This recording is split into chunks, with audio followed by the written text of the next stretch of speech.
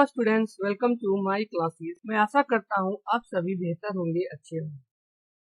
पिछली वीडियो में हमने कॉम्बिनेशन ऑफ रेजिस्टेंस के बारे में और उससे कुछ रिलेटेड न्यूमेरिकल को हमने सॉल्व किया। आज के इस वीडियो में हम लोग heating effect of electric current के बारे में स्टडी करेंगे। तो heating effect of electric current जो है, जिस साइंटिस्ट ने इसका खोज किया था, हम लोग मानते हैं या दिया था, वह साइंटिस्ट का नाम था जेम्स प्रेस्कॉट जूल। ये जो साइंटिस्ट था जिसने ये थ्योरी जो है वह हमारा दिया हुआ heating effect of electric current. When electric energy is converted into heat, it is called heating effect of electric current. ऐसे क्वेश्चन पूछ सकता है, what is the heating effect of electric current? तो हम लिख सकते हैं सिंपल भाषा में, when electric energy is converted into heat, यानी जब हम इलेक्ट्रिक एनर्जी को कन्वर्ट करते हैं हीट एनर्जी में, तो उसी प्रोसेस को हम लोग बोलते हैं heating effect of electric current. It is also called joule heating effect, यानी इसका दूसरा नाम जो है वह कहा जाता है जूल हीटिंग इफेक्ट। अब हम लोग यहाँ पे देखते हैं आगे कि reason of heating effect of electric current, यानी heating effect of electric current का जो रीजन होता है वह क्या होता है। तो हम लोग मान लेते हैं कि हमारे पास जो है कोई एक कंडक्टर है। मान लेते हैं कि ये हमारा जो है वह कंडक्टर है। ओके, अब कंडक्टर है तो यहाँ पे देखते हैं हमारा क्या लिखा हुआ है, when a potential difference applied across the end of conductor, यानी हमको कह रहा है कि मान लेते हैं कि ये कंडक्टर हमारा है। इस कंडक्टर में हम क्या कर रहे हैं कि पोटेंशियल डिफरेंस को जब हम अप्लाई करते हैं, तो पोटेंशियल डिफरेंस जैसे ही हम अप्लाई करते हैं across a conductor, these electrons begin to drift। तो यहाँ पर क्या होता है कि ये जो कंडक्टर होता है, इस कंडक्टर में हमारा क्या है कि ऑलरेडी जो है वह इलेक्ट्रॉन्स जो है वो प्रेजेंट है। जैसे ही हमने इसमें पोटेंशियल डिफरेंस अप्लाई किया, इलेक्ट्रॉन क्या करता है, वह ड्रिफ्ट करना नहीं, वह अपना जो है वह मोशन में आने लगता है। और ये जब ये मोशन में आने लगता है तो वह क्या करता है कि इलेक्ट्रॉन जो है वह मूव करने लगता है, और उसका जो मूव करने का डायरेक्शन होता है वह होता है लोअर टू हायर पोटेंशियल, यानी लोअर से हायर पोटेंशियल। हम लोग मान ले कि पोटेंशियल डिफरेंस हम इधर से दे रहे हैं इस डायरेक्शन, तो यहाँ पर इसका मतलब हमारा क्या है कि यहाँ पर जो है वह हमारा जो है वह हायर पोटेंशियल है, इसको मान के सकते हैं कि प्लस है, और इधर जो है वह माइनस है। तो हम जिधर माइनस कहते हैं वह हमारा पोटेंशियल जो है वह क्या लोअर है। तो हम ये भी जानते हैं कि जो पोटेंशियल होता है हमारा, वह पोटेंशियल हायर टू लोअर जा रहा है। लेकिन यहाँ पर हम देखेंगे कि इलेक्ट्रॉन का जो मोशन हो रहा है, वह इलेक्ट्रॉन का मोशन जो है वह लोअर टू हायर हो रहा है। ये लिखा हुआ हमारा पोटेंशियल डिफरेंस अप्लाई किया इस कंडक्टर में, इलेक्ट्रॉन क्या हुआ, वह बिगेन हुआ, ड्रिफ्ट करना शुरू किया, यानी मोशन जो है वह उसका स्टार्ट होता है किधर, लोअर टू हायर पोटेंशियल, यानी लोअर से हायर की ओर। जबकि हम दे रहे हैं पोटेंशियल इधर से, इसका मतलब पोटेंशियल प्लस जो है यहाँ पर, इसका मतलब हायर पोटेंशियल यहाँ है, और यहाँ पर जो है दूसरा किनारा जो ये कंडक्टर है, यहाँ पर जो है वो लोअर पोटेंशियल है। ओके, तो इलेक्ट्रॉन क्या कर रहा है, ये लोअर पोटेंशियल से हायर पोटेंशियल की ओर ड्रिफ्ट कर रहा है, मोशन कर रहा है। तो the motion of this electron, यानी यहाँ पर इलेक्ट्रॉन का जो मोशन हो रहा है lower to higher, electron is not a smooth. तो इलेक्ट्रॉन जो है जब इससे कंडक्टर से होकर जब पास कर रहा है तो ये स्मूथ नहीं हो रहा है, बल्कि एक इलेक्ट्रॉन दूसरे इलेक्ट्रॉन के साथ क्या कर रहा है, टकरा रहा है। तो वही लिखा है कि इलेक्ट्रॉन जो है वह इस कंडक्टर में आसानी से जो है वह लोअर टू हायर पोटेंशियल की ओर मूव नहीं कर रहा है। तो वही यहाँ पे दिया है, not a smooth because they experience A resistance on account of their collision. तो यहाँ पर क्या हो रहा है कि जो ये इलेक्ट्रॉन है, इसके अंदर में एक इलेक्ट्रॉन है, यहाँ पर दूसरा इलेक्ट्रॉन है, तो सारे इलेक्ट्रॉन का जो मोशन है वह एक जैसा नहीं है, यानी एक स्पीड में नहीं है। किसी का स्पीड कम हो सकता है, किसी का ज्यादा हो सकता है। तो ज्यादा इलेक्ट्रॉन जिसका स्पीड होगा वह क्या करेगा कि दूसरे इलेक्ट्रॉन के साथ जो है वह टकराएगा। ओके, तो जब एक इलेक्ट्रॉन दूसरे इलेक्ट्रॉन से टकरा रहा है तो यही पर यहाँ कर रहा है, जिसके कारण से यहाँ पर एक्सपीरियंस होता है ए रेजिस्टेंस का, है ना, वह रेजिस्टेंस यहाँ पर प्रोड्यूस हो रहा है on account of their collision, एक इलेक्ट्रॉन का दूसरे इलेक्ट्रॉन के साथ कोलिजन होने से, with other electron and also with the ion in the conductor. और साथ साथ में इलेक्ट्रॉन तो यहाँ पर है ही कंडक्टर में, साथ साथ में इस कंडक्टर में जो है वो आयन भी जो है वो प्रेजेंट है। तो इलेक्ट्रॉन क्या कर रहा है, एक इलेक्ट्रॉन दूसरे इलेक्ट्रॉन के साथ भी टकरा रहा है, कोलाइड्स कर रहा है, और किसी दूसरे आयन के साथ भी जो है वो कोलाइड कर रहा है। और इसी कोलिजन के कारण यहाँ पे क्या हो रहा है कि रेजिस्टेंस जो है वो प्रोड्यूस हो रहा है। As a result some work done, तो यहाँ पर क्या हो रहा है, जब एक इलेक्ट्रॉन दूसरे इलेक्ट्रॉन के साथ या दूसरे आयन के साथ जब ये टकरा रहा है तो वहाँ दोनों के बीच में आपस में क्या हो रहा है कि कुछ वर्क हो रहा है। And this work done is converted into heat, और यही जो वर्क डन हो रहा है उसी वर्क डन से जो है वह वर्क डन जो है वह हीट एनर्जी के रूप में कन्वर्ट हो जाए। तो ये हो गया हमारा reason heating effect of electric current. अब आगे हम लोग यहाँ पे देखते हैं factors on which Joule heating depend, यानी वह फैक्टर्स कौन सा है जिस फैक्टर पर जूल हीटिंग जो है वह डिपेंड करता है। तो हम अगर यहाँ पे मान के चलते हैं कि हमारे पास कोई एक कंडक्टर है, जैसे कि ये अगर हम मान लेते हैं कि ये हमारा एक कंडक्टर है, ओके। अब जब कंडक्टर है तो इस कंडक्टर में ऑलरेडी क्या हो रहा है कि करंट हमारा जो है वो पास कर, तो ये इस कंडक्टर में जितना ही करंट मेरा ज्यादा पास करेगा इसका हीटिंग इफेक्ट जो है उतना ही ज्यादा होगा। तो इसीलिए यहाँ पर जो पहला फैक्टर हमारा कहता है वह पहला फैक्टर कहता है कि strength of the strength of the current flowing through the conductor।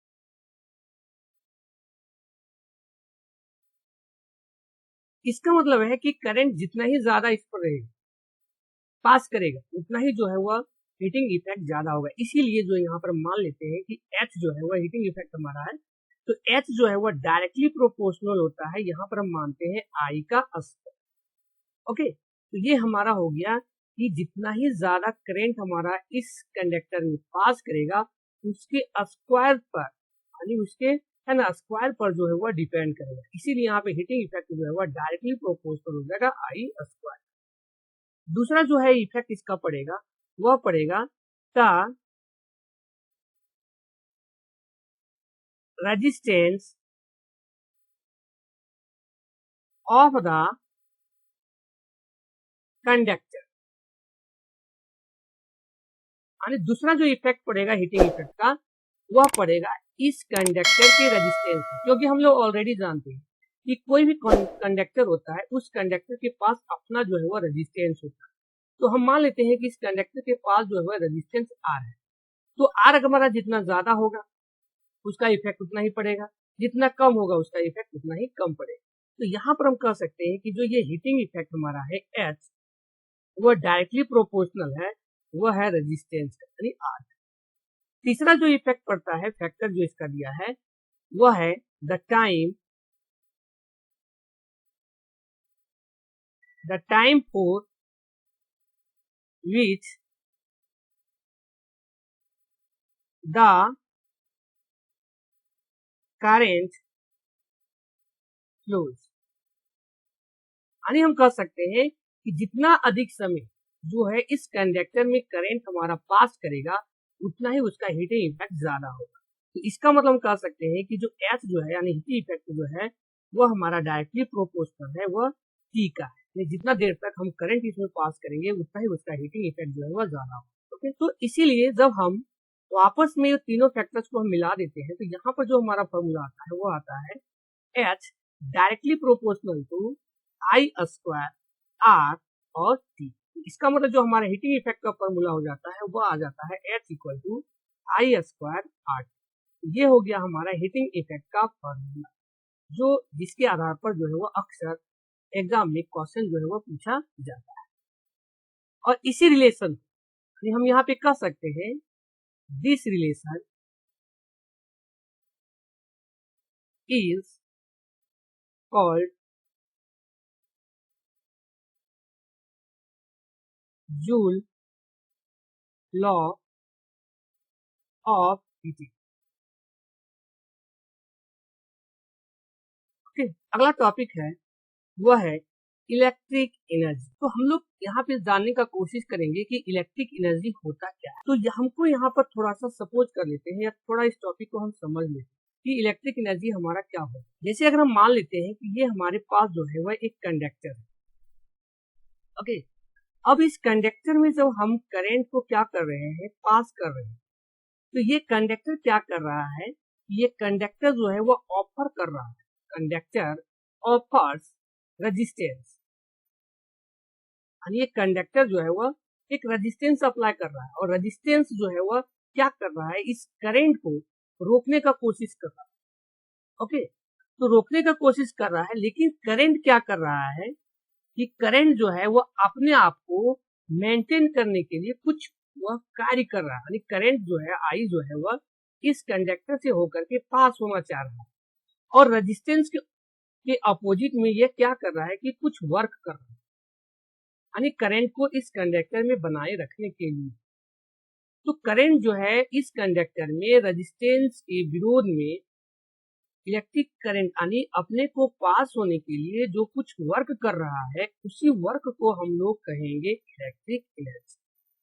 Okay, तो उसी को यहाँ पर डिफिनेशन में हमारा लिखा हुआ है कि the total work done by current, यानी टोटल जो वर्क डन हो रहा है एक करंट के द्वारा इन एक इलेक्ट्रिक सर्किट, यानी इलेक्ट्रिक सर्किट में इज कॉल्ड इलेक्ट्रिक एनर्जी, उसी को हम कहते हैं इलेक्ट्रिक एनर्जी, यानी the total work done by A circuit in A electric circuit is called electric energy.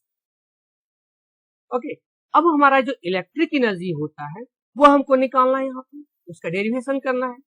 तो सबसे पहले हम यहाँ पे देख लेते हैं कि हमने जो पोटेंशियल डिफरेंस पढ़ा था उसका हमारा फॉर्मूला था V इक्वल टू, वह था W बाय Q। तो यहाँ पर हम देख रहे हैं V हमारा क्या है, V जो है वह पोटेंशियल डिफरेंस, V को हम लिख सकते हैं कि ये जो है वह हमारा पोटेंशियल डिफरेंस, पोटेंशियल डिफरेंस, और W जो है वह है वर्क डन, और Q जो है वह है हमारा चार्ज। ओके, तो हमारा क्या पूछा है कि इलेक्ट्रिक एनर्जी, तो यहाँ पर हम देख रहे हैं कि ये जो W है वर्क डन, इसी को हम यहाँ पे मान लेते हैं कि ये जो है वह हमारा एक वर्क है, यानी एनर्जी है। तो इसीलिए इस इक्वेशन को हम यहाँ पर ला के लिख सकते हैं कि W इक्वल टू ये हो जाएगा V इंटू Q। ओके, तो ऑलरेडी हमने पढ़ा है कि जो Q इक्वल टू होता है वह IT के बराबर होता है। तो क्या हम इस Q को इस Q के जगह हम पुट कर सकते हैं, तो यहाँ पर हम लिख सकते हैं W equal to V into I, और ये हो जाएगा हमारा T।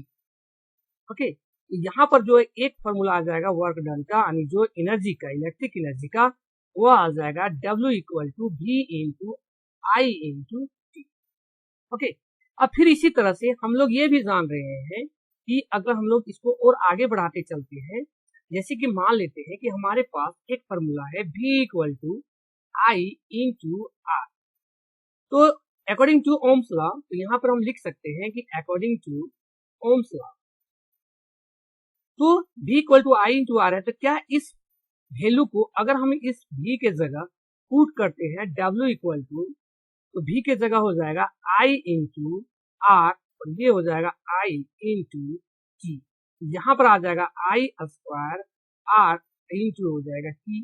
ये भी हमारा हो गया वर्क, यानी ये एनर्जी, यानी इलेक्ट्रिक एनर्जी इसको हम कह सकते हैं। ओके, फिर जैसे ही अगर इसको हम और आगे बढ़े तो यहाँ पर भी देख रहे हैं कि ये भी हमारा एक फार्मूला बना। फिर अगर हम लोग इसको और आगे अगर बढ़ाना चाहते हैं, तो अगर हम मान लेते हैं कि R जो है, हम लोग जान रहे हैं कि R इक्वल टू क्या होता है, R इक्वल टू हो जाएगा यहाँ पर V बाई I। अब हम क्या करते हैं, इसी R को V बाई I जो दिया हुआ है, इसको हम क्या करेंगे, इस इक्वेशन को, यानी यहाँ पर अगर हम पुट करते हैं W equal to I square, और ये R हो जाएगा V बाई I इंटू हो जाएगा T। यहाँ पर हम देख रहे हैं कि AI और ये इसका एक कैंसिल हो जाएगा, तो यहाँ पर देख लेंगे कि जो ये हमारा बच जाएगा वह बच जाएगा क्या, W equal to I V, और ये हो जाएगा यहाँ पर T। ओके, तो ये भी हो गया हमारा वर्क, यानी इलेक्ट्रिक एनर्जी का फॉर्मूला। ओके, तो यहाँ पर हमने क्या किया, देखा कि जो इलेक्ट्रिक एनर्जी का हमारा फॉर्मूला आया W equal to H equal to, यहाँ पर हम देख रहे हैं formula V into I into T, फिर ये आएगा, यहाँ पर भी हम लिख देंगे I square R into T, फिर ये इक्वल आया यहाँ पर हमारा, ये आया, ये भी हो जाएगा आई इंटू V इंटू टी। तो ये सारे जो फॉर्मूले हमारा यहाँ पर मिल रहा है, ये सारा फॉर्मूला हमारा जो है वह है वर्क यानी इलेक्ट्रिक एनर्जी। ओके, तो इस आधार पर जो है हम इलेक्ट्रिक एनर्जी को हम लोग डिफाइन और उसको फॉर्मुलेट भी कर सकते हैं।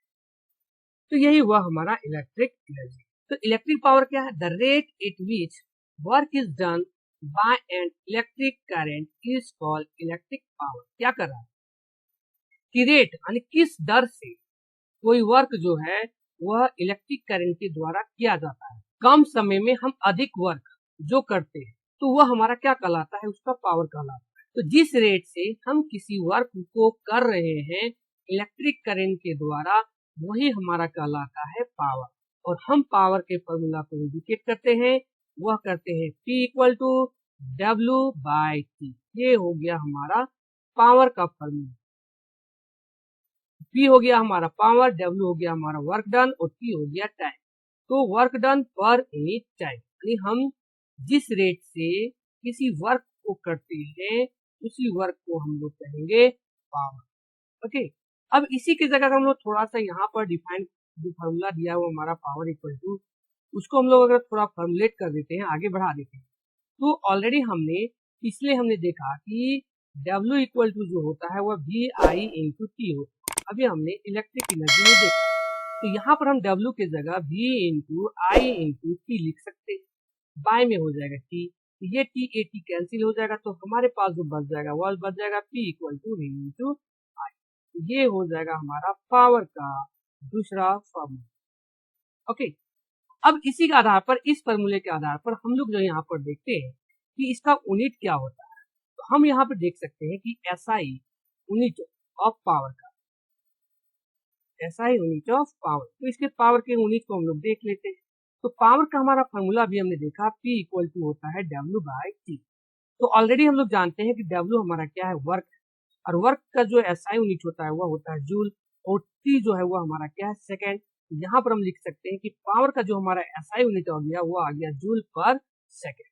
ओके, लेकिन हम क्या करते हैं कि इस जूल पर सेकेंड को हम लोग वाट भी कहते हैं, इसीलिए जो पावर का हमारा SI यूनिट हो जाएगा वह हो जाएगा जूल पर सेकेंड या वाट, यानी ये दोनों हो जाएगा। ओके, तो हम यहाँ पर देख रहे हैं कि जो हमारा इलेक्ट्रिक पावर का SI यूनिट है वह जूल पर सेकेंड और वाट दोनों होता है। अब हम लोग यहाँ पर आगे देखते हैं 1 वाट का डिफरेंस। तो हमने अभी यहाँ पे देखा एक फॉर्मूला, हुआ फॉर्मूला है पावर का P equal to V into I. Okay, तो अगर हम मान लेते हैं कि जो हम वोल्ट अप्लाई कर रहे हैं वह हम अप्लाई कर रहे हैं 1 volt, okay, into 1 ampere. Okay, तो यहाँ पर ये जो वैल्यू 1 वोल्ट इंटू 1 एम्पियर देगा वह हमारा हो जाएगा, वह वैल्यू हो जाएगा 1 वाट। तो इसका डिफिनेशन हम इस तरह से लिख सकते हैं कि if 1 ampere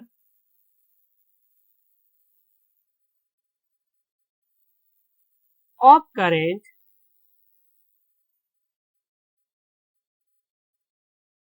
flows in it against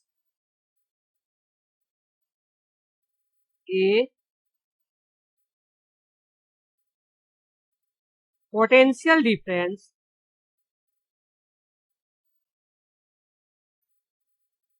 of 1 volt. कह रहा है कि यदि हम 1 एम्पियर करंट को पास कराते हैं, फ्लो कराते हैं इन इट अगेंस्ट, यानी अगेंस्ट में पोटेंशियल डिफरेंस ऑफ 1 वोल्ट, यानी पोटेंशियल डिफरेंस जो है वह हम 1 वोल्ट दे रहे हैं और करंट भी जो है वह हम 1 एम्पियर जो है वह फ्लो करा रहे हैं अगेंस्ट में, यानी 1 वोल्ट पोटेंशियल डिफरेंस। तो यहाँ पर ये जो वैल्यू हमको देगा वह हो जाएगा हमारा 1 वाट।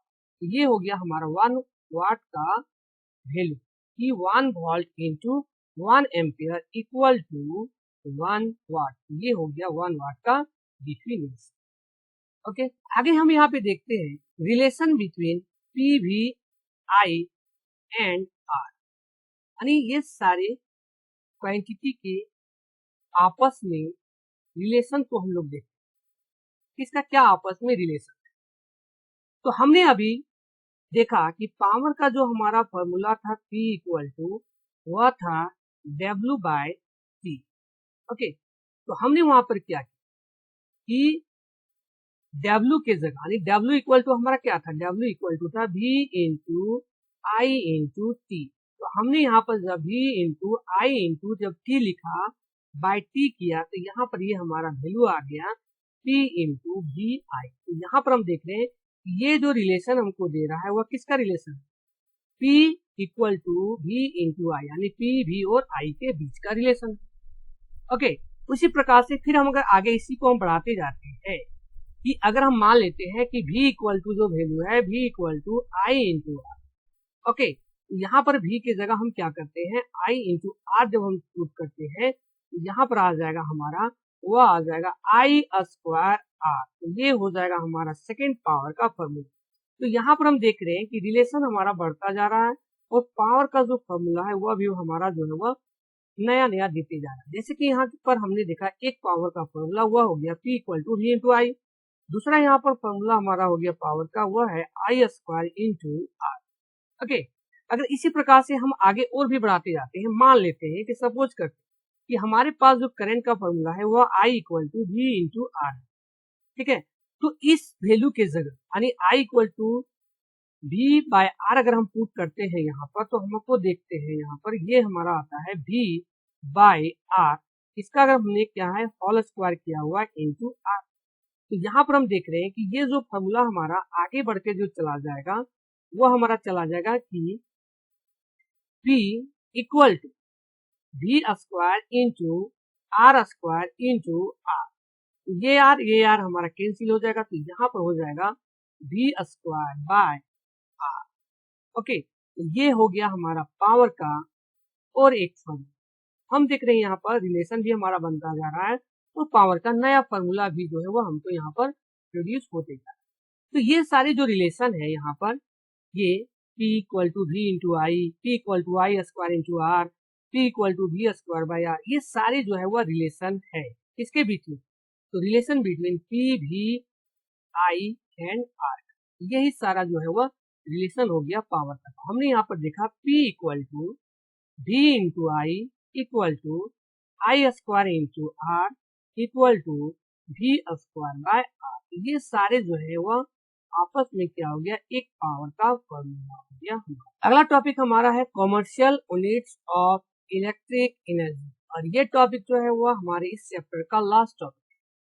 ये क्या कहता है कि the electric energy consumed when an electric appliance of power 1 kilowatt work for 1 hour is called 1 kilowatt hour। यानी कोई इलेक्ट्रिक अप्लायंस जो वह कंज्यूम करता है इलेक्ट्रिक करंट को जब हम 1 किलोवाट वर्क करते हैं 1 आवर में, उसी को हम कहते हैं 1 किलोवाट आवर। ओके, और ये जो 1 किलोवाट आवर है 1 किलोवाट आवर वह जो बराबर होता है वह मल्टीपल है 1 किलोवाट का और 1 आवर का। तो यहाँ पर हम इसको लिख सकते हैं 1 किलोवाट इंटू 1 आवर। ओके, तो 1 किलोवाट इक्वल टू जो होता है वह होता है हमारा 1000 वाट इंटू आवर दिया हुआ है, तो आवर जो होता है वह हमारा होता है कह सकते हैं यहाँ पर 60 मिनट इंटू 60 सेकेंड। ओके, ये हो जाएगा हमारा 1000 इंटू 60 ये हो जाएगा 3600 सेकेंड, और ये है हमारा मीटर। ओके, तो इसको जब हम मल्टीप्लाई यहाँ पर करेंगे तो यहाँ पर ये जो वैल्यू हमको देगा वह देगा 3650, ये हो जाएगा हमारा जूल, यानी इसको हम लिख सकते हैं जूल। ओके, अब इसी को अगर हम लोग डेसिमल फॉर्म में लिख देते हैं तो यहाँ पर आ जाता है 3.6 इंटू 10 के पावर 6 जूल, यानी जे। इसका मतलब हमने क्या किया यहाँ पर कि जो ये 336 था उसको हमने क्या किया, यहाँ पर जो हमारा था तो हमने क्या किया कि 10 से डिवाइड कर दिया और फिर यहाँ पे 10 से हमने मल्टीप्लाई कर दिया।